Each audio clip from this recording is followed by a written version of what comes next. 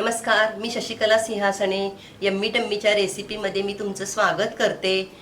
तर आज सर्दी, ताप, खोकला व घशाच्या इतर इन्फेक्शन करता मी आज एक तुम्हाला प्रतिबंधक उपाय म्हणून एक आज आयुर्वेदातील मी काढा दाखवणार आहे।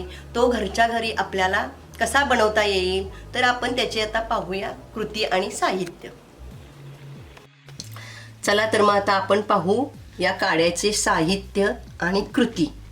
तर हे पहा, ही दालचिनी आहे, आपल्या मसाल्याच्या पदार्थामध्ये असते। तर या आकाराचे असे 3 पीस घ्यायचे। ही लवंग आहे, लवंग 5 घ्यायच्या। तर त्याला हे असं वरचं असलं टोक असलं पाहिजे। आणि हे मिरे आहेत, काळी मिरी 7 घ्यायच्या। हा मसाला वेलदोडा आहे, हे साधे ग्रीन वेलदोडे आहेत, हे 2 वेलदोडे ठेचून घ्यायचे थोडे। हे तमालपत्र आहे, हे जायफळ आहे, तर ते 3 ते 4 रेषा आपण खिसणीवर खिसून घालायचं। हे आलं आहे, ही थोडीशी अर्धा चमचा हळद आहे, ही तुळशीची पावडर घेतली मी, आपण ताजी ताजी तुळशीची पानेही वापरू शकता तिथे। आणि हा गूळ आहे। चला आपण त्याची कृती पाहूया। हे असं आपण, हे 1 लिटर पाणी आहे, तर हे 1 लिटर पाणी याच्यामध्ये आपण आता उकळायला ओतायचं।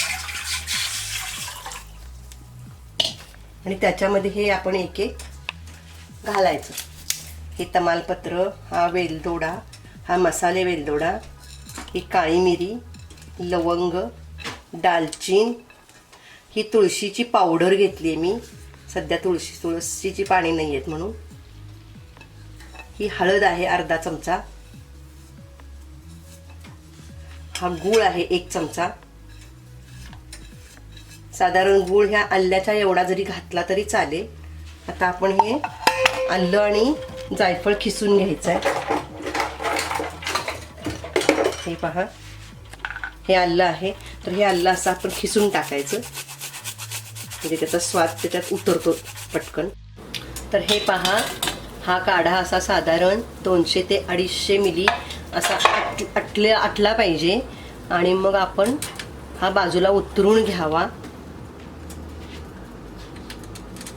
आणि साधारण हा असा कोमट असतानाच आपण प्यावा। हा सध्या कोरोना चालू आहे त्याच्याशी निगडीत खूप उपयोगी असा काढा आहे हा। आणि लहान मुलांना 1 ते अर्धा चमचा पाजावा आणि मोठ्यांना साधारण 3 दिवस हा घ्यावा, अर्धा कप घ्यावा। तर याच्यामुळे तुमची इम्युनिटी वाढेल। आणि हा नक्की तुम्ही करून पहा, पिऊन पहा। नमस्कार, धन्यवाद।